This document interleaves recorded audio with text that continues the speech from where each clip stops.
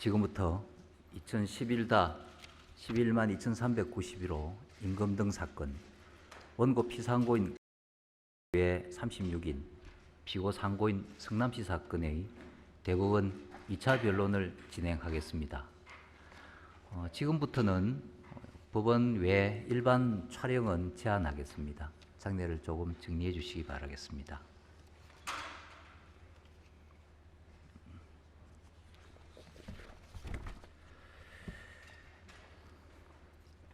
자, 변론 진행하겠습니다. 쌍방 출석 상황을 확인해 보겠습니다. 원고 측에서는 어느 분 출석하셨나요?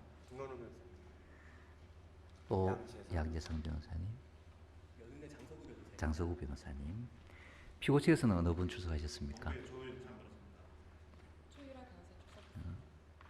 이승철 변호사. 예. 지난 2018년 1월 18일 쌍방의 성실한 준비와 적극적인 참여로 열띤 변론이 있었습니다. 이후에 김소영 대법관님께서 재판부로 복귀하여 이 사건 심리에 다시 관여하게 되셨고, 그리고 이 사건에 직접 적용되지는 않습니다만은 국회에서 근로기준법 개정안이 통과되어 7월 시행을 앞두고 있습니다.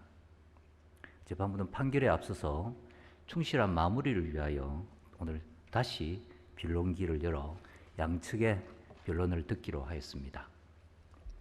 먼저 그동안의 경과를 간단히 말씀드리겠습니다. 이 사건 쟁점은 지난 기일에서 설명한 바와 같이 평일에 40시간 근무를 모두 마친 근로자가 주말인 토요일과 일요일에 추가로 4시간씩 근무한 것에 대한 보상으로 임금을 50% 가산해야 하는지 아니면 100%를 가산해야 하는지에 관한 것입니다. 상고인인 피고 측은 일주 40시간의 근로시간은 근로계약에서 정한 근로일을 기준으로 한 것이어서 휴일에 추가로 이루어진 근로는 휴일 근로일 뿐 연장 근로에 해당되지 않는다는 주장을 강조하고 변론하셨습니다. 반면 원고 측은 주당 근로시간 한도 규제는 일주라는 문헌과 통상적 의미, 입법 취지에 의할 때 휴일에도 당연히 미친다고 해석하여야 하고, 야간 근로와 연장 근로의 중복 가산이 인정되듯이 휴일에 한 연장 근로에 대하여 가산 임금도 추가로 지급되어야 한다고 주장하였습니다. 그리고 그날 지난 변론 기일에서는 쌍방의 참고인으로, 즉 원고 측에서 피고 측에서는 한국경영자총협회 경제조사본부의 하상호 본부장님, 그리고 원고 측에서는 한국노동사회연구소 선임연구원이신 김일선 박사님께서 이 사건 결과에 따른 영향력 등에 관하여 의견을 밝혀주신 바가 있습니다. 이제 변론을 듣겠습니다. 오늘 변론해 주실 쌍방 대리는 앞으로 나와 주시기 바라겠습니다.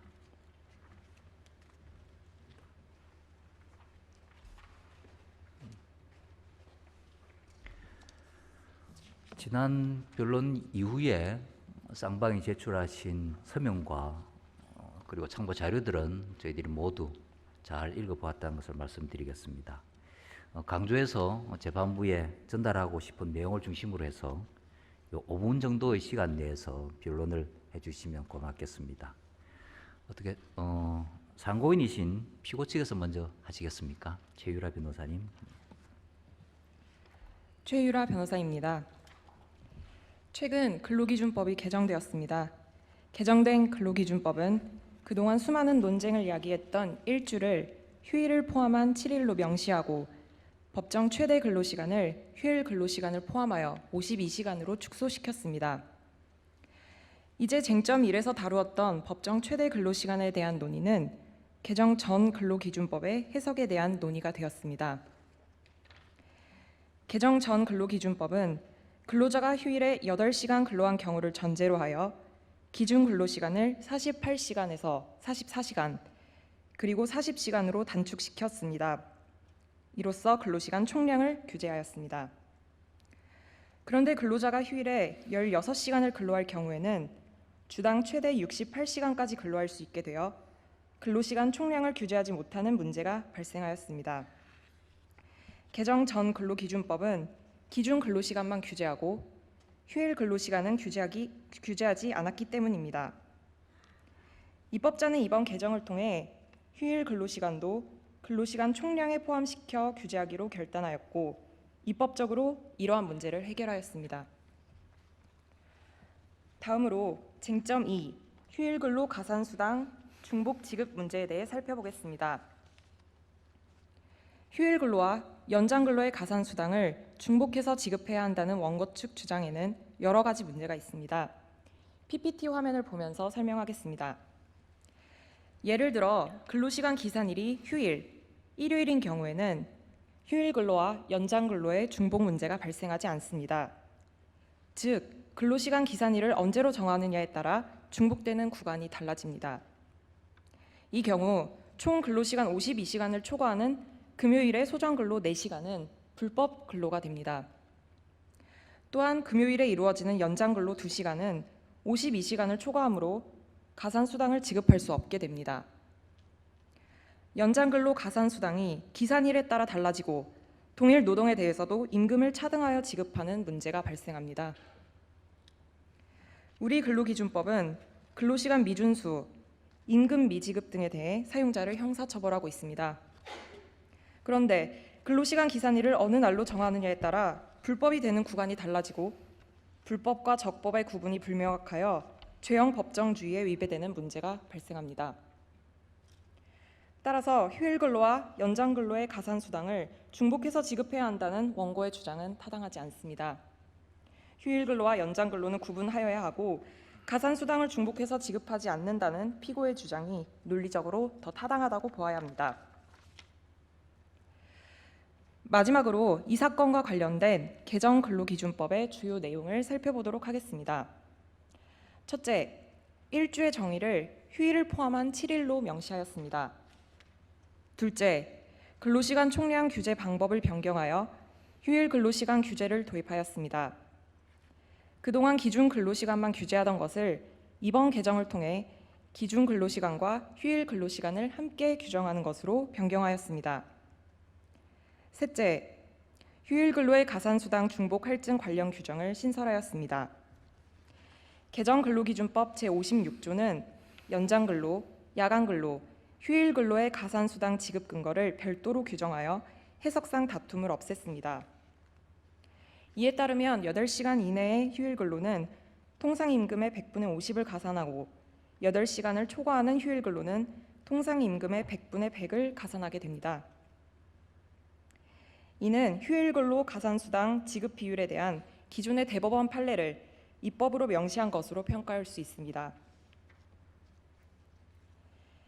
개정 근로기준법에 대한 평가는 입법자의 결단을 통한 입법 취지 변경으로 요약할 수 있습니다. 이번 개정의 핵심은 휴일 근로시간에 대한 규제를 도입하였다는 것입니다. 휴일 근로시간을 포함하여 근로시간 총량을 규제함으로써 휴일 근로로 인한 법정 최대 근로시간이 늘어나는 문제를 입법적으로 해결하였습니다. 개정 근로기준법은 과거 법정 최대 근로시간 68시간을 52시간으로 축소시켰습니다. 또한 휴일의 소정 근로시간과 연장 근로에 대한 가산수당을 구분하여 정리하였습니다. 다만 근로기준법 개정에도 불구하고 입법자는 형사처벌에 대한 경과 규정을 따로 두지 않았는데 입법자가 기존 판례와 행정 해석을 존중하여 민사 분쟁과 형사처벌 문제를 해결하도록 한 것입니다. 입법자는 기존의 판례와 행정 해석이 잘못되지 않았다고 판단을 하고 형사처벌에 대한 경과 규정을 따로 두지 않은 것으로 생각됩니다. 이번 근로기준법 개정으로 사회 경제적 파급 효과가 부정적으로 발생하지 않도록 방지하고 사회적 갈등을 완화하는 데 이바지할 것으로 예상됩니다. 이상으로 발표를 마치겠습니다. 감사합니다. 예, 수고하셨습니다. 이분은 원고 피상고인 측에서 변론해 주시겠습니까? 원고 측 변론하도록 하겠습니다. 최근에 지난번 공개 변론 이후에 근기법이 개정되었기 때문에 그것을 중심으로 말씀드리겠습니다.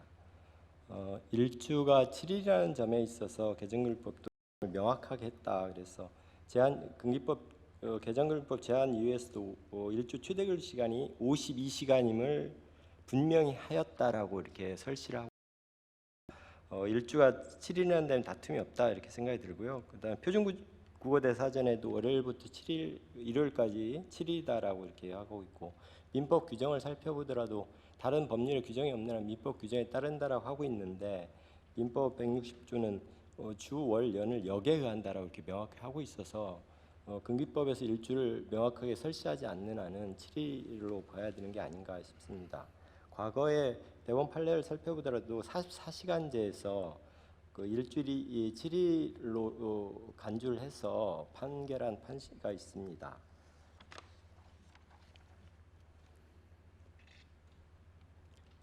개정법 내용을 살펴보면 근로기준법의 근로시간에 관해서 여전히 이중 규제를 취하고 있다는 점에 다툼이 없고 다만 주 40시간을 넘어서 그 근로가 휴일인 경우에 있어서 가산임금을 추가로 지급할 것인가에 대해서 별도로 입법하셔서 이걸 배제했다라는 규정이 있습니다.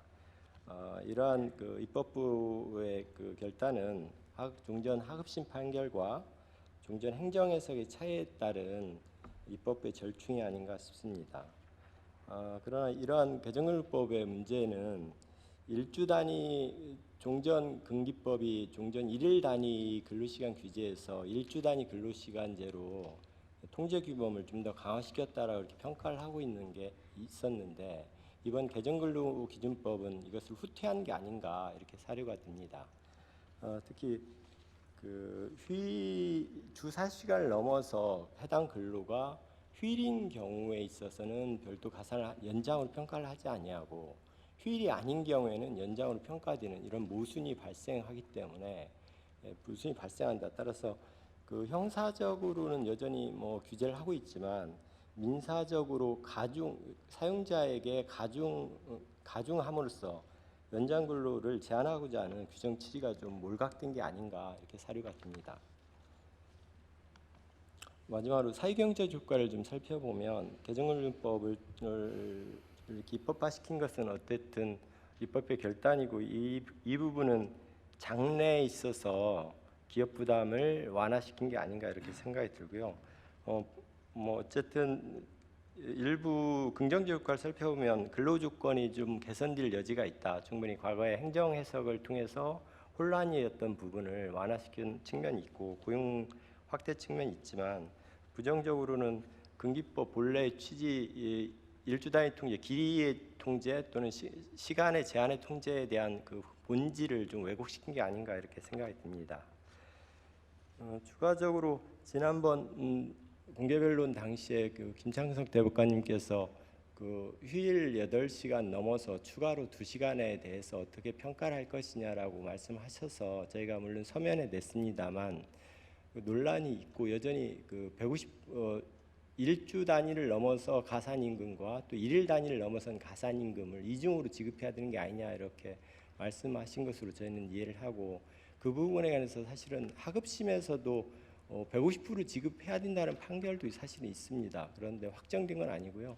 저희의 사무실의 내부적인 의견도 논란이 있고 이걸 저희가 100%를 주장을 하고 있습니다만 내부적으로 사실 논란이 있습니다. 그런데 최종적으로는 법에 같은 건 같게 다른 건 다르게라는 본래의 취지상 일일 8시간 통제와 일일주 40시간을 넘어선 것도 여전히 법정 기준 시간을 넘어선 측면에서 같은 연장 아닌가 이렇게 저희가 사료가 돼서 저희가 100% 주장을 했습니다만 여전히 그 부분은 좀 해결해야 할 문제가 아닌가 저는 이렇게 사료가 됩니다. 이상으로 변론을 마치도록 하겠습니다. 예, 다들 수고하셨습니다. 쌍방 변론 내용은 잘 들었습니다. 이번에는 우리 재판부의 질의가 있으면 그에 관해서 응답을 하는 그런 순서로 진행하겠습니다. 예, 나오시겠습니까?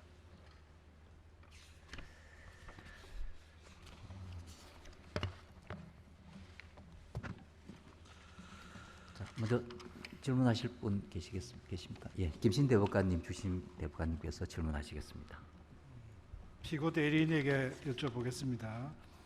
지난 1월 변론에서 피고 측에서는 일주간 근로시간 한도를 최대 52시간으로 보고 휴일 근로에 대해서 가산수당을 중복 할증하여 지급하게 되면 기업들의 비용 부담이 크게 증가하고 형사처벌의 위험이 발생하게 된다고 주장하였습니다.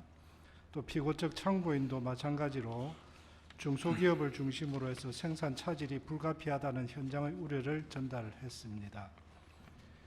그런데 오늘 나온 것처럼 지난 변론 이후에 국회에서 여야 합의로 근로기준법 개정안이 통과되어 7월 시행을 앞두고 있습니다.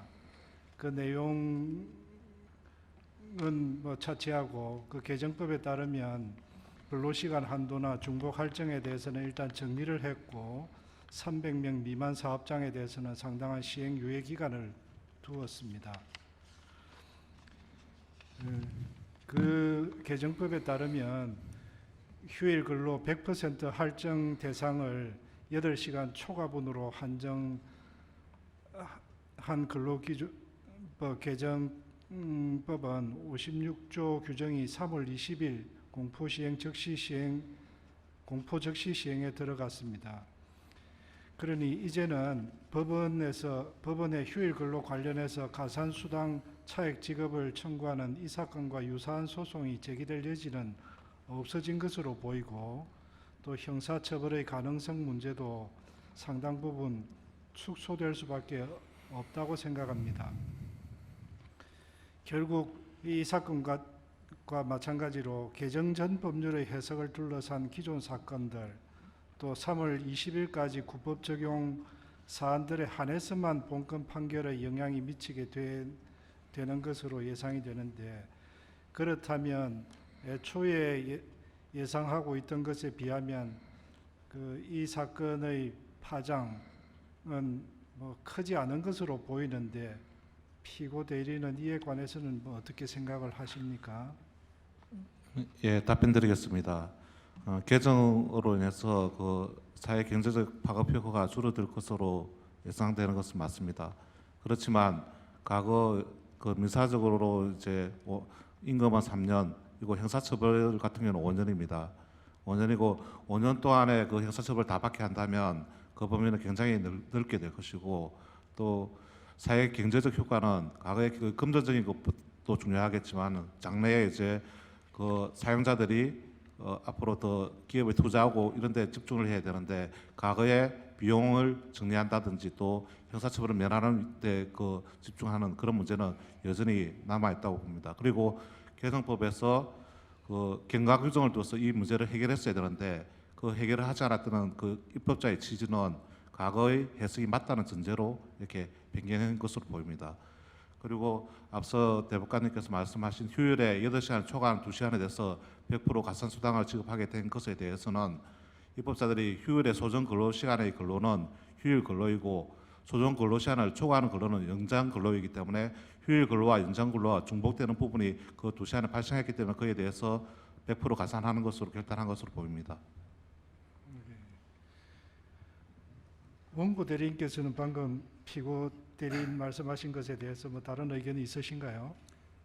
한두 가지만 말씀드리도록 하겠습니다. 방금 말씀하셨던 것처럼 개정법이 바뀌는 바람에 앞으로는 사회 영향적 부담은 훨씬 줄어들었던 것은 사실이고요. 다만 이제 남아 있는 것은 과거치분인데 그 과거치분도 현실적으로 보게 된다면 어차피 입법이 되고 조만간 대법원이 판결을 선고하게 된다면 과거 부분도 소송으로 나가기에는 조금 어려운 측면이 있을 것 같습니다. 왜 그러냐면 현장에 있는 사업장들은 대법원 판결 내지 입법에 따라서 근무 시간을 조정한다 할지 그 부분에 대한 금전적 부분을 합의할 가능성이 굉장히 높기 때문에 과거치도 그렇게 많이 나올 것 같지는 않습니다. 이상입니다. 추가적으로 말씀을 드리면 과거의 임금 채권이기 때문에 이걸 입법적으로 해결할 수 있는 사안은 아닌가 이렇게 그래서 당연히 그 소규정을 둘 수 없는 게 아닌가 이렇게 사료가 됩니다. 되셨습니까? 네. 다른 분 질문하시겠습니까? 따로 더 없으시면 이것으로 오늘 변론을 모두 마치도록 하겠습니다. 판결 선고기일은 나중에 따로 정하여 통지하도록 하겠습니다. 다들 두 번에 걸친 변론을 하시느라 수고 많이 했었습니다. 고맙습니다.